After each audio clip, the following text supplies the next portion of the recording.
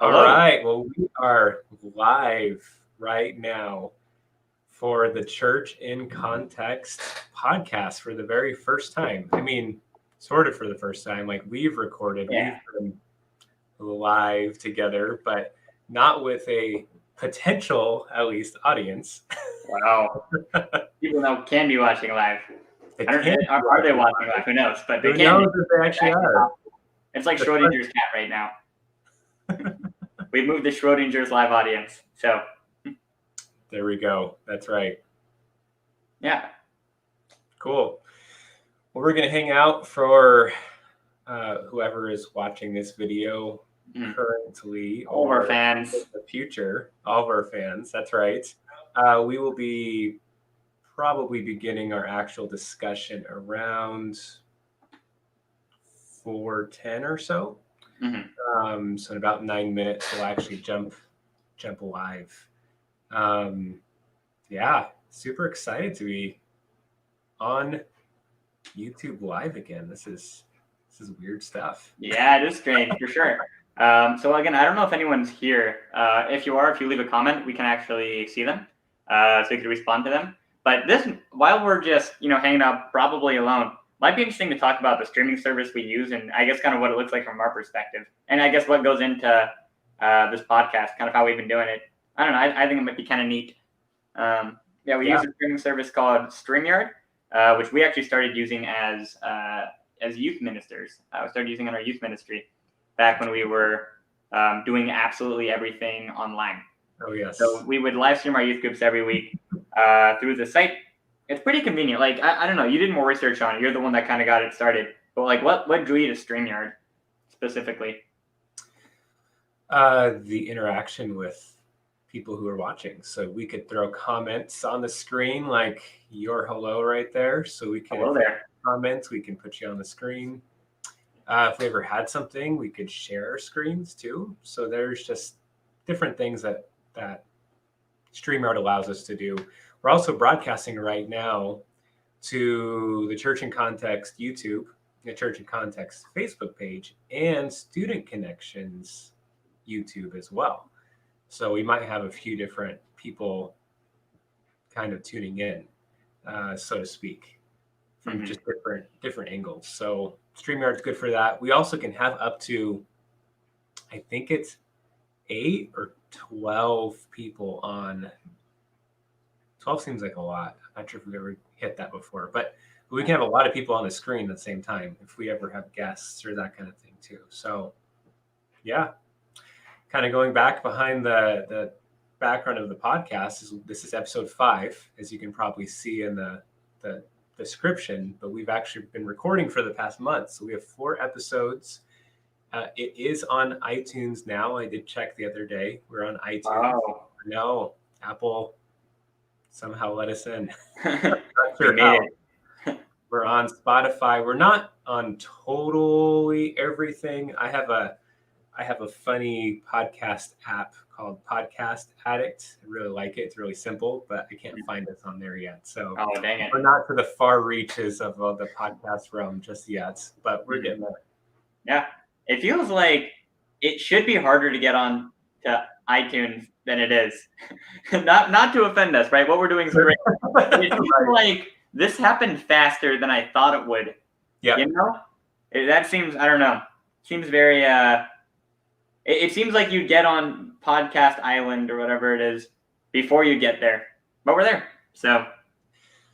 Yeah, if they let us, just imagine what other content they let in. Oh, no. Anything. Anything, right.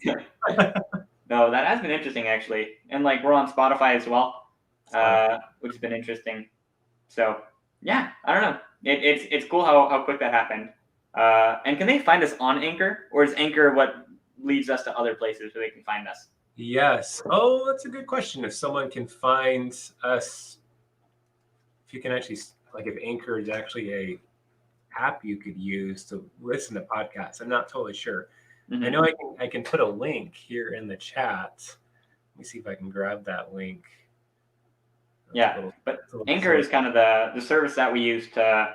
So StreamYard is the service that we use more for the recording side of broadcasting. Anchor is where our kind of edited copies go. And if you've been listening to our edited ones, this one's going to sound a little bit different. We don't do our like music transitions live. We don't have like, wacky sound effects on a keyboard. Hey, there we go. It's coming up. Oh, it's coming up everywhere. But we have, so this is normally just us talking. The way we've been doing it is John's been going and editing it. And is Anchor where you edit it at, or do you edit it separately, then upload it to Anchor? No, you can actually edit it on Anchor. Yeah, that's what I thought. So, that's kind of been a bit of our flow. So this one, it'll sound different than it does when it's not live. Parts of it are just gonna sound a little bit different. Yeah, and speaking of live, the plan is for us to basically be on every Thursday at 4 p.m. Pacific time, and you could hop on with us. We'll be on approximately with the before and the after, approximately 45 minutes, I would guess. Yeah. And you could submit questions, you can comment, that kind of thing. Something that we need help with, you're going to see a couple of segments in our show coming up, where one is where we're sharing kind of funny or random news at the beginning. And at the end, it's a segment that is what's something we can't get over, right? So we need like a name for those segments. Those are too wordy, and I feel like I have to explain it every time. Yeah. Like what is something? Yeah, what's a name that's not already taken? We could use for those segments. So if you're in the audience, give us some suggestions. Also, if you're in the audience, we're going to do exclusively for our live stream audience question and answer time, especially questions that relate to the topic. But I suppose you can throw out other questions as well. We'll see how much we can actually answer. But we will have a Q&A time at the end of the live stream, which will be available to watch after. But as you listen to the podcast, the Q&A is probably not going to be, depending on how it goes, but I'm leaning towards it's not going to be on the recorded podcast. Mm-hmm. So we'll have this introduction time where we go for about the first 10 minutes, just kind of engaging with the audience or just kind of connecting and talking. And then at the end, we'll re-engage with the audience, with questions and just responding to comments and that kind of thing. But in the middle, kind of the bulk time will be not a lot of audience interaction because we're also recording a podcast at the same time. So you guys get to watch that. You guys are free to comment during that time, but we probably won't respond until we're officially wrapped up. Mm-hmm. Yes, for sure. Sweet. Yeah.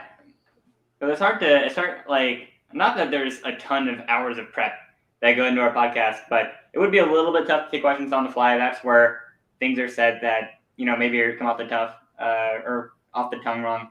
Like John and I were doing a practice podcast for kind of our first one.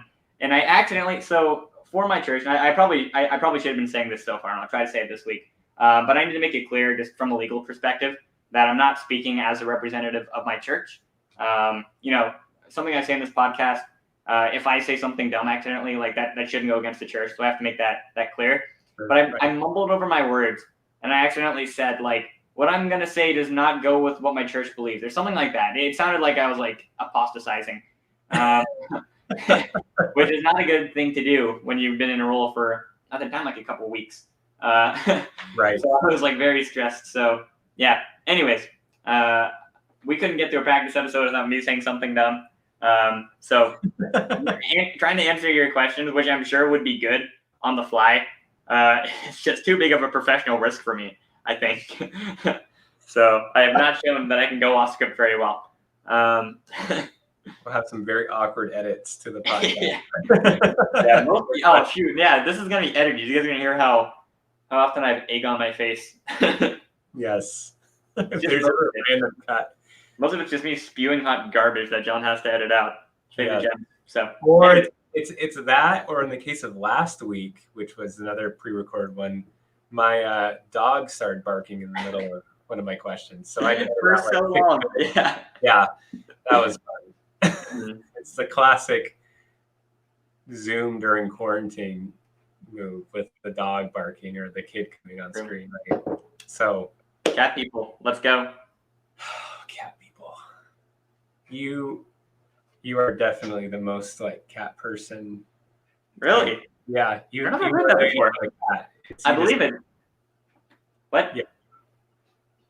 Oh, I say even though you don't have a cat, it's like I think you are definitely the cat person type. Interesting. I've never heard that. But I'm not saying you're wrong. I'm not saying you're wrong. I just hadn't thought of it. Huh. Yep. I see it.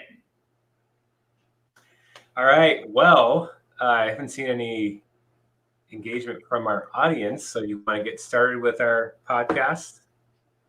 It's kind of awkward. Like, how do I transition? Like, I feel like we should, just for our sake, put back the starting screen and then take it away. So we're like, just for our sake. Okay, I can do that. That might help. Okay, here we go.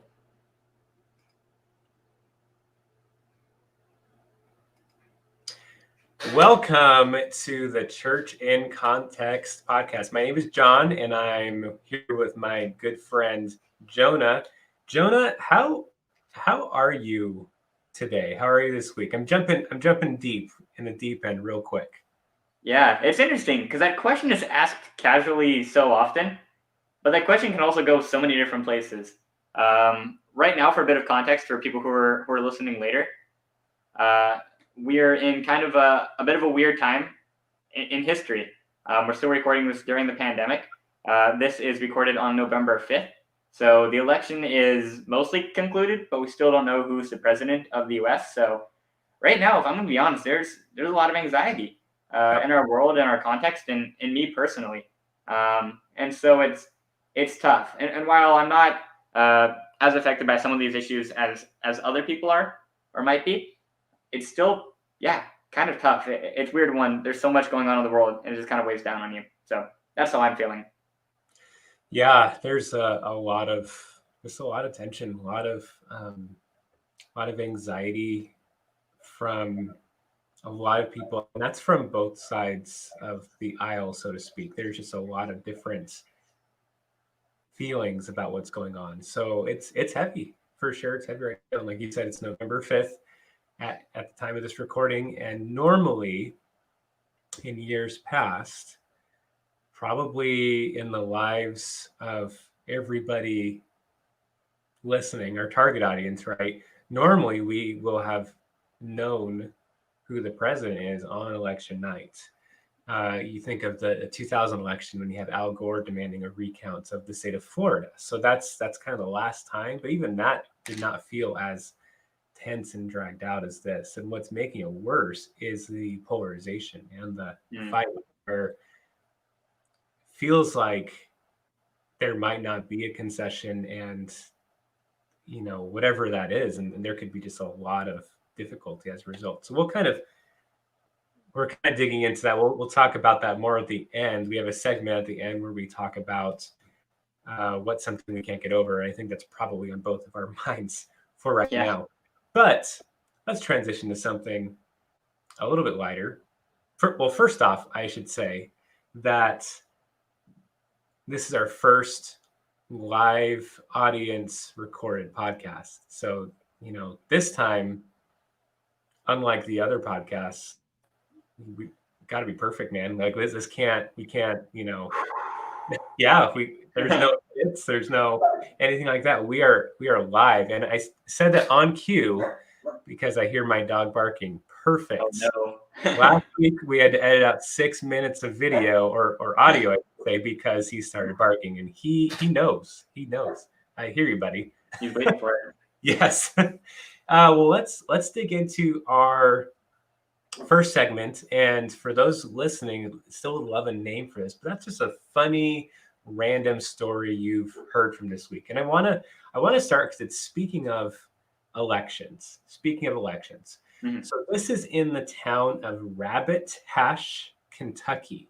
That's the most Kentucky town name I've ever heard. Yeah, more Kentucky than a Rabbit Hash.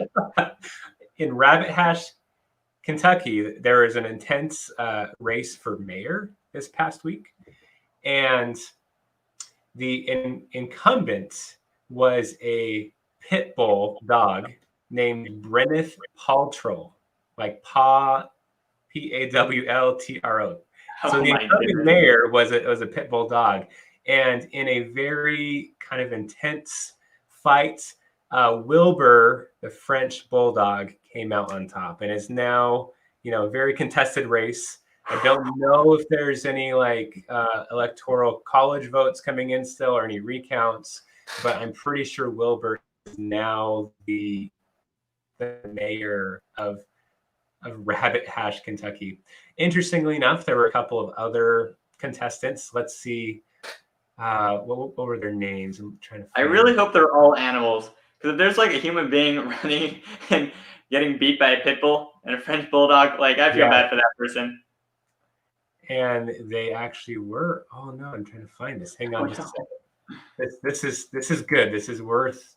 I haven't had this much drama in my life since the puppy bowl. I know. Puppy Bowl's coming up in February. That's right. Oh yeah, can't wait. Let's see. I totally lost it. Basically, oh man, I did lose it. Well, anyway, all to say is that they were running up against a rooster and a donkey as well. We're also running against these dogs for mayor. And I have to say, for the donkey that's running, you're not going to do well in the Republican red state of Kentucky running as a donkey. So it's very clear that the dog won this, and congratulations to the new Mayor Wilbur. Jonah, what's your goofy story of the week? Mine is somewhat related to yours. So there's a man in the Czech Republic that was caught breaking curfew.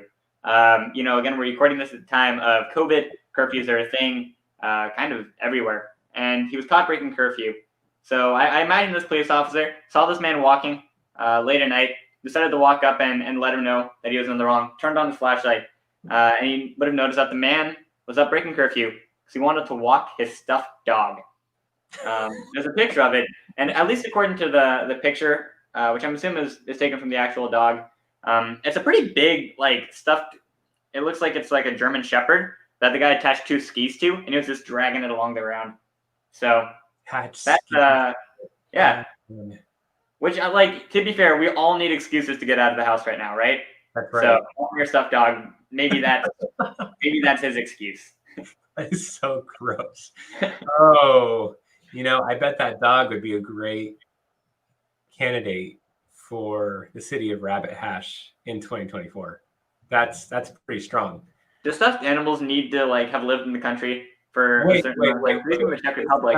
Is it okay, when you say stuffed animal, is it like a plush dog that was made, or was it his dog actually died? Oh no, this thing was probably never alive, judging by the picture.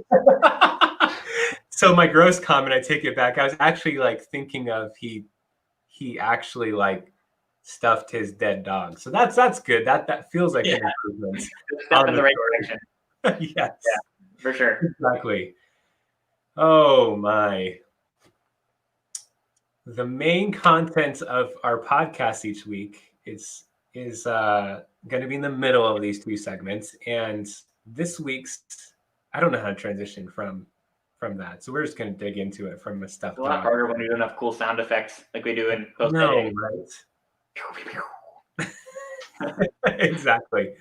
Yeah. For those listening on the podcast, a couple of days later, you'll have the sound effects. You won't know what we're talking about. We're recording live and we don't have that. But kind of talking about how we're doing specifically, today's topic is on the topic of mental health. Mental health. And this is a very, very relevant topic in today's culture. So we're thinking about this week, thinking about the tension, the stress that is happening this week of what's happening in our nation. Maybe there certainly are other things happening globally, but right now, this year, it has been really tough. Any other reasons, Jonah, why this is a relevant topic for today? Yeah, I mean, if you talk to anybody who's an expert in mental health, if you read any books, one of the main driving forces for living a mentally healthy life is connection to other people. And unfortunately, this quarantine, this pandemic that we're in, has not allowed for that. And I'm not saying that we should go in and be unsafe, but the reality of the world that we are in right now is really hard on mental health for that reason. I think all of us, to some extent, have felt the effects of this pandemic on our mental health, some more than others. But yeah, definitely, I think all 7 billion people in this world are in some way affected by this overarching situation that we find ourselves in. It's crazy. Yeah, I agree. The COVID-19 pandemic and the various lockdowns, even for the nations that are doing well with it, they're still at a lockdown of their border, so they can't leave their country essentially, or if they have out of country family, they can't see them. So there's just a lot of that. I think too, this is definitely true nationwide, but for those watching in the Pacific Northwest or north of us, I think we might have a few Canadians kind of tuning in too, but there's seasonal affective disorder, right? So what that is, when the sun sets early, then that can cause depression in us as we really reflect on that, as we get less sunlight, as our days end early, as we're kind of going into even a season of Thanksgiving and Christmas. And for many people, that's a positive thing, but could be a lot of tension or sadness. Maybe there's tension within the family, and you're going to see family members who you are having a difficult time with. Maybe there's sadness because someone's not going to be at Thanksgiving or Christmas this year that was in years past. And then there's this sad reminder that they're gone now. And maybe in this season of COVID, where we have, is it 230,000 Americans have died of COVID, somewhere around that? Mm-hmm. There's going to be a lot of that this year. So seasonal affective disorder, and I think of it this week especially because at least in the United States, we had the time change, right? So we lost an hour of daylight at the end of our day. So seasonal affective. So just mental health is a big thing. And I'm really feeling it this week overall. It's a big deal. Yeah, definitely. And what's crazy is that all this is happening at once, right? Like we said earlier, we are recording this when we still don't know who the president is. There's a lot of anxiety about that. The weather is changing and everything is getting physically darker. The world is literally darker than it was last week because of daylight savings. Literally. Or amidst this pandemic. And sometimes if it was just one thing, maybe we could deal with it, we could go through it, we could focus our attention on that and look for recovery there. But yeah, in the world that we're in, there's so many overarching things that we feel like should be our number one concern. And that can be exhausting at times. Exhausting is a good word. I think exhausting is, if you feel exhausted right now, I think it's really important to unpack that word, because I think it's a symptom of something that's happening a lot deeper. So feeling exhausted is a sign of depression. It's a sign of stress. It's a sign of anxiety. So maybe you are exhausted, like, oh, I don't know, I'm doing a lot of stuff, or I'm not getting enough sleep. Well, your exhaustion could be coming from seasonal affective disorder, or just the national stress. And maybe you're like, I don't know, I don't really care about the elections all that much. I mean, I know it's something to care about. Maybe you're old enough, maybe you voted. A lot of our listeners are those who can't vote yet. They're almost there. So maybe they don't feel like it matters as much, but then they interact with, their teachers, their parents, they interact with other people around them. And then there's just this collective stress that will be affecting them, and they may not realize that. And dealing with mental health in this culture can be really hard, right? So in this culture, there's a couple of things that make it hard. And the first one is stigma. And I'm going to unpack that in just a minute here, because stigma is a big word, but mental health is most certainly stigmatized, right? Mhm. Jonah, how else do you think that the culture can, I don't know, living with mental health in this culture, why is that difficult? Why is it, or more difficult than just having mental health issues? Yeah, I think part of it comes from, man, I'm going to sound like, yeah, this is kind of a commonly said thing. But one thing that I see a lot is the shift that social media has had on how often we think about other people's lives. I imagine back in the day, I grew up, Facebook became a thing when I was in junior high. Most of my life when I would have been on social media, I've at least been able to, even if I haven't been myself. And yeah, to me, I don't know if before, Facebook or MySpace or Instagram, before these things came out, if people spent as much time as we do now thinking about what other people are doing, and how good other people are doing as well.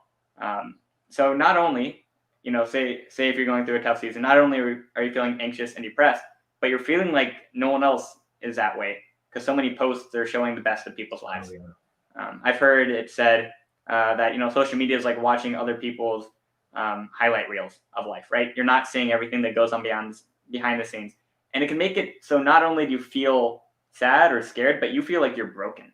You feel like something about you specifically is messed up, and that's why you're not having the life you're seeing other people live. And that can be, yeah, that can be stressful. It can make you want to make a change, but so often that desire to be different uh, won't necessarily lead to positive outcomes because there's things that are beyond your control. So that I think is a big like cultural thing that is becoming That's more relevant, especially, and I would say to compound that too, with quarantine, a lot of people were feeling sad. I myself was, not having the best year of my life, and going through that in a time when I couldn't really be around other people really makes you lose a sense of perspective as well. So I think that's kind of an additional thing. That's a good point. Losing that perspective and not interacting with people as much and instead seeing people on social media. And as you say, it's the very best. It's kind of the tip of the iceberg, so to speak, of what's actually happening. It's oftentimes a misrepresentation. Even the actual photos sometimes, like how many times when taking a photo with a group of people do you have to retake that photo before it's even want to post it, right? Mm, So there's this comparison and kind of going with the stigma that you might feel. There's a sense of shame that comes with mental health issues, and we'll kind of unpack that a little bit too. But you can be feeling really down on yourself for having mental health issues, for feeling down. And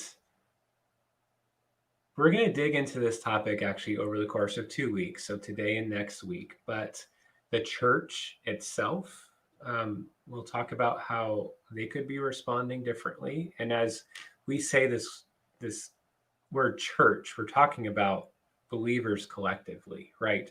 definitely. So looking at the church and seeing how mental health is handled in church, it's not fantastic. So these are some stats I have. 98%, 98% of pastors were aware of mental health issues in their church. So if you speak to just about any pastor or church, small church, big church, they are aware that people in their body are struggling, not just generally speaking, but they know specific people who are struggling. In churches, only 12.5% of them said mental health issues are discussed openly and often. 50% of churches said the topic of mental health is mentioned only 1 to 3 times per year. And of the 50% who didn't say that, 20% said the topic is never talked about. So this is a very widespread issue that a lot of us are dealing with, and it's not something we're approaching in the church. So that's a little lead into our next week's podcast. So please tune in for that as we kind of unpack what that should look like and kind of more so how we should respond. I do want to dig into stigmas. Mm. and I'll let you kind of lead, just generally speaking, with mental health issues. What are some of the stigmas that you see that come with that? As somebody who works with youth, I maybe have more perspective of, why are high schoolers scared to talk about things that they're going through? Sure. And a big one that I see brought up, that I've seen this throughout the years kind of brought up, is this idea that they're only doing it for attention, that somehow going and saying that they are sad or scared is something that they're doing so because they want you to care more about them, or because, it almost seems as though people feel that they're doing it, that it's like wearing a badge of honor, which I don't think that it is more often than not. That's a big stigma that I see a lot, and I think high schoolers deal with it more so than older people. Not that people who are in their 20s or 30s or at any age won't deal with that, but I think especially for high schoolers, it can come across that way. And I wonder if part of it comes from the idea that we don't trust youth enough to be emotionally developed enough to be having these hard times, which is a deeper problem. But that's kind of the main thing I think of. Yeah, which that last thing you said, that's really sad, because it's actually the opposite is true. As teens are developing and hormonally things are changing, I think that they're more prone to dealing with issues like depression or anxiety, because they're dealing with it for the very first time. And this, so they're a lot more prone, especially the comparison thing. And it's very, very real. So for anyone to say that, this is an adult problem and they're not properly dealing with it, that's just wrong, straight up. I think kind of a stigma I'm thinking about, and it really ties into what you just said, is the fact that mental health issues often can't be seen. Another word for that is tangible, like it can't be touched, so to speak. And what I see, so let's say someone with depression might have a hard time following through on a commitment. Okay. So if someone says, I can't attend your birthday party, right? Or I can't run this event I committed to, or volunteer like I committed to. I can't do this. Hmm. And it's hard for them to say because I'm depressed. Maybe they'll be that bold. Most often they won't, and they'll be looked at as they're flaky. Versus, think of other illnesses. If someone says, hey, I can't make it to your birthday party, I broke my leg today. Maybe they wouldn't say it that calmly. You flake. Or I'm sick. That's a common one. I have flu-like symptoms. I can't make it today. So that's like really understandable. Or I'll give you a funny example. So a couple years ago, as you well remember, I tore my ACL and I had surgery actually in November. And our church had an annual turkey bowl which is a flag football game. And because I had my surgery in November, as the person leading that event, as a youth event, I canceled it. And I didn't get any flack for not showing up to the turkey bowl less than a week after my ACL knee surgery. I didn't have, well, why aren't you out there? Why aren't you packing passes? But at the same time, it's like, if I was dealing with anxiety or depression, would the people attending that have been as understanding? Probably not, because it's not as tangible. You're not on mental crutches, right? You don't have a mental brace. Your scars aren't physical. And that's really challenging for people to comprehend sometimes. Yeah, because I think a tough distinction is that something cannot be tangible, but be very real. If you look at, MRI scans of brains of people who are going through depression or anxiety, they are different. There's a real thing that's happening, be it a chemical imbalance, be it just different brain pathways becoming more activated over time. They're being used more often, be it, too much use of the amygdala, which is kind of where fear is, where fear generally comes out of. It's kind of that fight or flight response of our brain. There is a real thing that is happening, but it is invisible. And I think that's an important distinction, right? Like you said, a broken leg, it's not that it's more real, it's that it's more visible. It's that you can see it clearer. Mm-hmm. It's harder to ignore, from the outside. It's harder to look at somebody with a broken leg and say, oh, nothing's wrong, you're fine. You can see it, right? Mental health, very real, tangible for the person going through it, but invisible to the outside world. And I think that's why it can be so isolating, right? It's a lot harder, as somebody who's, been neurotypical my whole life. I haven't really gone through, huge seasons of depression or anxiety, definitely some here and there.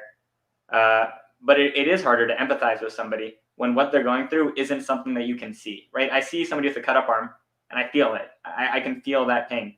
I see somebody going through depression. And if I haven't been there myself, I don't really know what they're going through. I don't really know how they're feeling. And I can do my best to understand, and I should. But at the end of the day, it's harder to put myself in their shoes. And so I think that can be what makes it isolating. Yeah, I think that so too. I really appreciate your point that it's not just that it's, not tangible. It's not visible. That's a good distinction I think you made. And it's actually physiological. It's a physical thing. And you might be able to you maybe could detect that with an MRI, which costs thousands of dollars, but you're not going to go around and show your MRI, right? And even then, so different things might not be able to be detected that way. Kind of speaking of that, I sense sometimes in culture general distrust of psychology. So even this talking about the physiological aspect of it, there could be a distrust in psychology saying, well, that's not real. A mental health issue, and this is a stigma, a mental health issue is simply a sin issue. I've definitely heard that a lot. So if someone is dealing with depression, a response might be, well, you're dealing with sin. You need to read your Bible, pray more. And there's like some aspect of, yes, we find our strength and our peace in Christ. At the same time, it doesn't make the mental health issue any less real. As when I was struggling with being really frustrated with recovering from a knee surgery, I also had to find peace in Christ and trust in him for being sustained through that season. So I think that's significant. We do need to lean into psychology. It doesn't replace our faith, but it's something that is a reality in this world. It's a branch of science. It's kind of newer. I think that's why it can scare people off. Mm-hmm. Yeah, definitely. And when you look at the examples of people in Scripture, a fair amount of biblical authors don't always sound that happy. I think specifically of the prophets and even a lot of what Jesus himself says in the week before his crucifixion. And I think just kind of to address another maybe stigma that we have that's related to what you were saying, sometimes we have this view that loving Jesus and having our hope in the world to come means that we don't care about what's happening now. We should just let it all go. We should be apathetic. But I think that is so against the incarnation. Right? We worship a God that loves this world enough to enter into it. We worship a God who cares enough about what happens on this floating rock to walk on it. Yeah. That's the God that we worship. And so I think sometimes when we look at the things that are causing mental unrest now, it's because there's a lot of important things going on, be it an election, be it this pandemic that's affecting people's lives.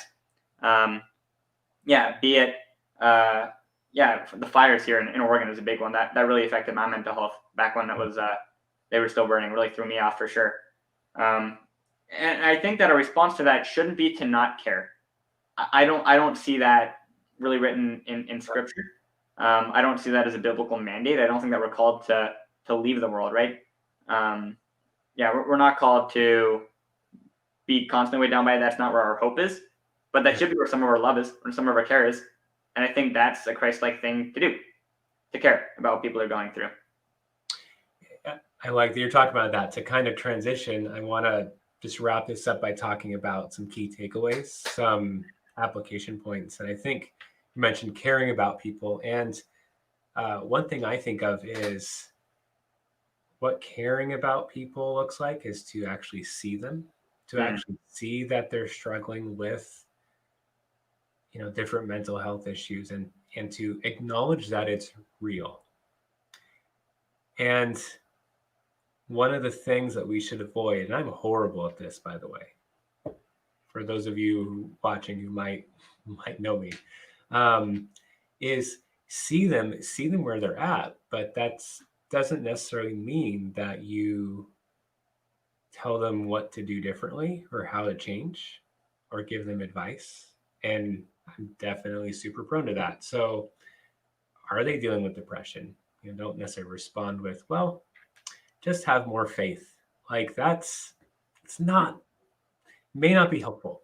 So see them, acknowledge them, maybe empathize with them, feel their pain, but don't necessarily think you have to fix what they're going through either.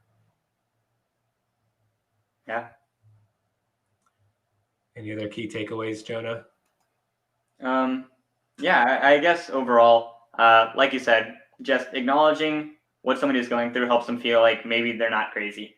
Somebody is dealing with anxiety and depression because it's invisible, because people can't see it. A lot of people are doubting their experiences. So simply saying, hey, what you're going through is real. What you're going through is something that is experienced by other people. You're not alone in this. You're not broken. That can be a powerful thing. So I think that's a good note for sure.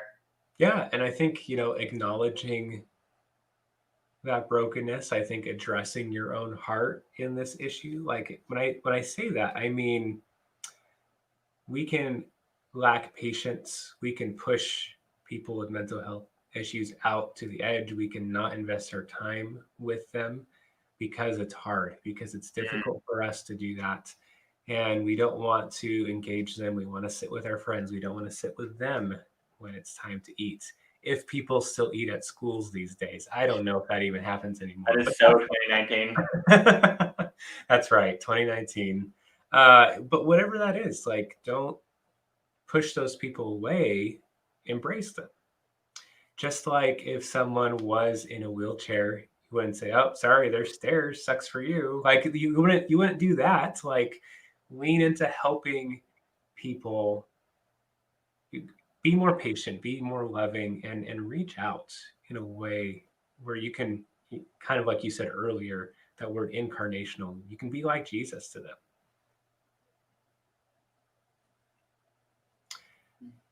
Well, with that said, we have a lot more takeaways for next week's, more applications for next week. But I want to have us wrap up with something that we can't get over. So if you listen to past episodes, this is a segment where we talk about different issues. Maybe something came with the news that was big. Like for me, a couple weeks ago was the World Series happened, right? And that was a big thing. Or it could be something a little bit heavier. And I think it's hard for both of us this week to get our minds off of a heavier topic. And do you want to share about that first? You kind of already shared a little bit. Yeah, for sure. Definitely the thing today, the thing right now. It's interesting. And not only do I have to say that we're filming this on November 5th, we're filming it at 5 p.m. There's a chance that later tonight at some point, we do know who the president is. Doesn't seem likely at this point. But right now, that's really on our hearts. And I guess right now, I'm feeling kind of a weird, I feel like I'm in a strange place. And maybe I'm not the only one. But this year has been full of really productive conversations. I feel like I'm going to leave this year a better human being than I entered it, because people on both sides were willing to share their experiences, and I learned from them, right? And I've taken a lot of what my friends have said, and there's really been a lot of growth for me, and I think for a lot of people this year. But amidst that growth, there's also been a lot of divisiveness that led nowhere, a lot of name calling, a lot of dehumanization, and I'm excited that it's going to be over soon. In some ways, and I don't want to lose the good conversations that were had. I don't want to lose the productive movement forward that a lot of people have made, and a lot of the steps that people have taken. But again, at the same time, I'm kind of excited that, right before Thanksgiving, hopefully some things at least will be cleared over. Hopefully we hate each other less next week. I agree. There's been an intense amount of polarization, right? It's not just I think differently from you. This is really interesting just watching. It's a couple of highlights from presidential debates back in 2008 when at the time, I believe he was still senator. Barack Obama was running against Senator McCain for president. And the way they spoke of each other was Barack, he's a good man. John McCain, he's a very honorable person. And just they had really intense policy differences, right? That those policy differences are not that different than today's policy differences. But there was a respect. They was able to work with each other. And you just don't see that with the political candidates today, either of them, quite frankly. So, like you said, I'm hoping that once something is decided, and I hope it is decisive, right? I think my concern is that some of the states in play, you have Arizona and Pennsylvania are kind of the two ones that seem like the tightest, maybe Georgia in there too. If one of those states only wins by a few hundred votes, that could make this thing drag on for a long time. So I'm hoping for a decisive end to this. And yeah, like you said, this political divisiveness has been so intense since the beginning of this year with the impeachment stuff, right? With him being impeached until now, it's just been on and on. So looking forward to moving past it, like you said, and probably won't get into much more than that because there's a lot of, feels like with this topic, there's a lot of toes to step on everywhere. So I think for me, I'll leave it at that. Any closing comments for you, Jonah? I mean, I guess in general, just know that you're not alone, right? I think that's a good takeaway from what we talked about in total. Right now, if you are feeling depressed or anxious, it's okay. There's something in you medically that might need to be addressed. It's not your fault what you're going through. And especially if it's something recent, there's a lot going on in the world. You're definitely not alone or weird for, feeling down or exhausted amidst a global pandemic. There's a lot to be scared and sad about. So if you are feeling that, it is okay. Give yourself permission to feel, talk to a friend. If you need to talk to a counselor, there's people out there that can help you. Yeah. Reach out and talk to someone you can trust. I think that's really good. Well, Jonah, thank you so much for joining me once again, talking about a really heavy subject this week, both in the news and just our topic. So thank you again. And we've gone like 40 minutes almost, and we haven't given a shout out to Student Connection. I don't know what we're thinking, who's really helped get this podcast going. They're featuring us on their website today as we're recording this live, and on their social media, on their YouTube channel. So shout out to Student Connection. Excited to see how they're pivoting in this season, where it's kind of a bummer as I'm thinking about this, but tomorrow would have been the opening night originally before the event got postponed because of COVID. But it's really cool with both them supporting us and then the different things that they have in the works. Shout out to Student Connection. It's awesome partnering with you guys. I see a good question there. We're good. All right, and that my last statement there will be the official cutoff. I paused for a second. Yeah, that sounds good. Sweet. I'm going to step away for just a second. Jonah, you want to start answering that question? Yeah, for sure. How do you use discernment and love to step back from being available to someone when it's affecting your own mental health negatively? I think, that's a phenomenal question. And there's actually, I think, two reasons that it can be really good to step back from those conversations. One you brought up is it's affecting your own mental health negatively. But two, and I guess these are both related, you just kind of need boundaries in your life. Just from a like wisdom standpoint, sometimes if there's somebody who is, and this is one thing I've just seen go wrong with, I haven't been involved in a situation where this has gone wrong, but I've seen it go wrong with friends of mine. Sometimes if maybe there's a girl or a guy who's going through a hard time, somebody can come alongside them for the sake of maybe trying to, to date them. That's something that I've seen happen to some of my friends, and it's just been really awkward. So I think having boundaries, one with whom you're talking to, is important. And if somebody comes to you, maintaining those boundaries, can be really important. I guess one thing I would say is paying attention to how much time you're giving to a person is a good way of measuring the effect it's going to have on your mental health. Being there for a friend when they really need you for 5 minutes is great. If that becomes a weekly thing or something you're doing, every day you're talking to them for half an hour, it's going to weigh you down. So establishing those boundaries, being honest with the person before it gets to that point is also important.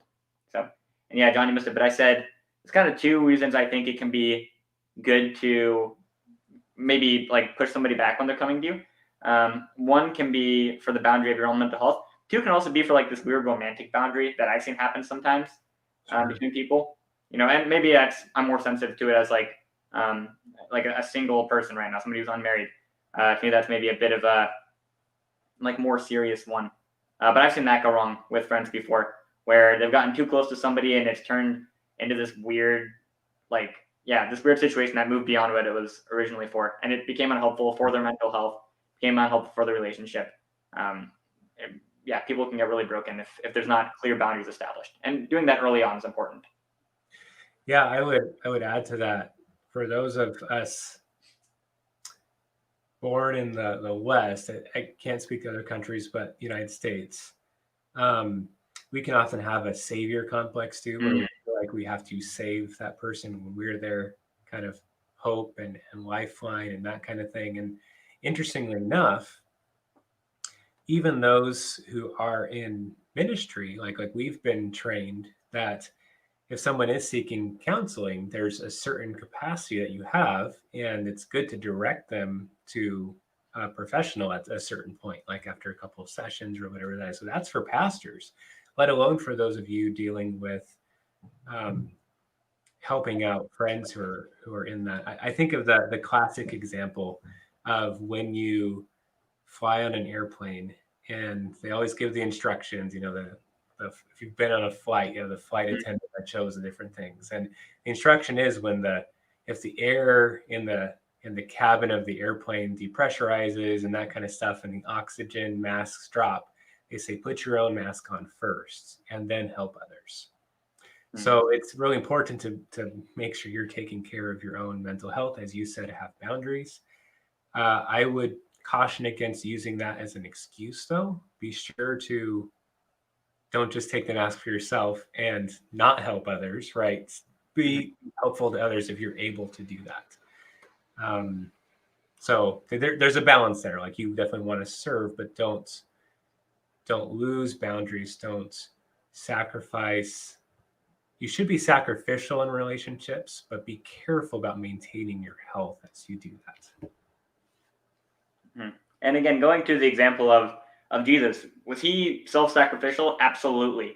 That is one of his defining characteristics. Yes. In the gospel. Yeah, that's the thing he does. But at the same time, we also see him taking a lot of time to go just be with the Father, to talk to him. He has times when he is recharging, times when he's getting away from the crowds. And if that's our example of the most self-sacrificial person probably who ever lived, and that's the person we're trying to live behind, what's our excuse for not going and taking time to spend by ourselves just with God to recharge? That's good. Definitely. So in short, follow the example of Jesus. There you go. Love it. When in doubt. When in doubt. Yeah. Well, any last questions from our live audience before we end our broadcast today? Very lively audience. That's right.